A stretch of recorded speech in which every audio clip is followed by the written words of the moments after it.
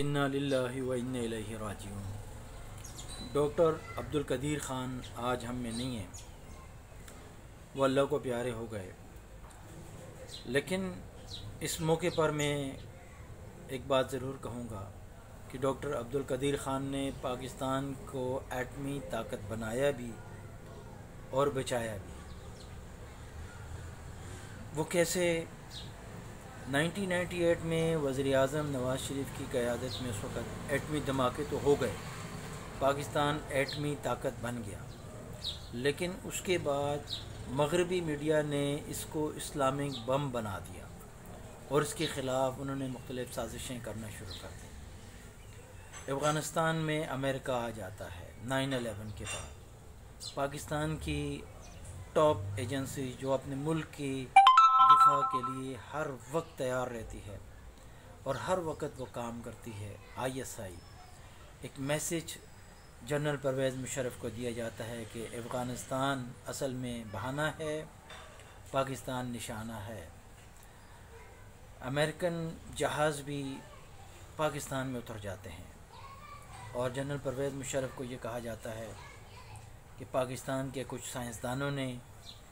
Libya, Iran اور اس کے ساتھ شمالی کوریا کو نیوکلیئر ٹیکنالوجی ٹرانسفر کی ہے $40 کروڑ میں، اور الزام لگایا جاتا ہے اور ٹارگٹ کیا جاتا ہے ڈاکٹر عبدالقدیر خان کو کہ آپ ان کو AQ خان لیبارٹریز کی جو انچارج شپ ہے ان سے ان کو برخاست کیا جائے۔ جنرل پرویز مشرف اس وقت جو ان کے ذہن میں بات آتی ہے وہ کمال مہارت کے ساتھ کیا کرتے ہیں، ڈاکٹر عبدالقدیر خان کو اپنا مشیر بنا دیتے ہیں اور AQ خان لیبارٹری سے ان کو سب کو دوش کر دیتے ہیں اور ان پر مزید پریشر ڈلتا ہے کہ ہمیں ان سائنسدانوں کا حوالے کر دیا جائے۔ جنرل پرویز مشرف اس وقت پاکستان کا اندرونی معاملہ کر کے خود جو انکوائری کا مطالبہ کرتے ہیں کہ ہم ان سائنسدانوں سے خود پوچھیں گے، تو اس کے بعد ڈاکٹر عبدالقدیر خان کو نظر بند کر دیا جاتا ہے۔ 2004 سے 2009 تک ڈاکٹر عبدالقدیر خان نظر بند ہوتے ہیں اور یوں 2021 میں امریکہ افغانستان سے نکل جاتا ہے، جس مقصد کے لیے وہ افغانستان آیا تھا، پاکستان کے ایٹم بم کو ختم کرنے کے لیے آیا تھا، اور اللہ تعالیٰ نے اس کو رسوا کر کے افغانستان سے نکالا۔ تو یہ اس میں ہم ڈاکٹر عبدالقدیر خان کو سلام پیش کرتے ہیں۔ انہوں نے 2 قربانیاں دیں، ایک پاکستان کو ایٹمی طاقت بنایا، انہوں نے وہ کمال کام کیا کہ پاکستان کی دفاع کو ناقابل تسخیر بنا دیا، اور دوسرا اگر وہ اس وقت انفرادی طور پر جو انہوں نے معافی مانگی، اگر وہ نہ مانگتے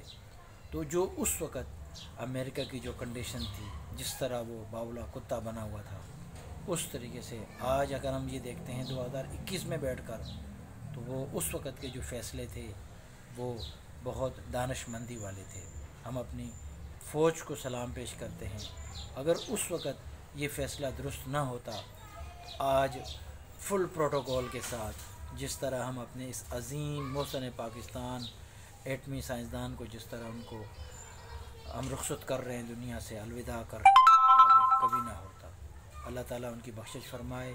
آمین ثم آمین یا رب العالمین۔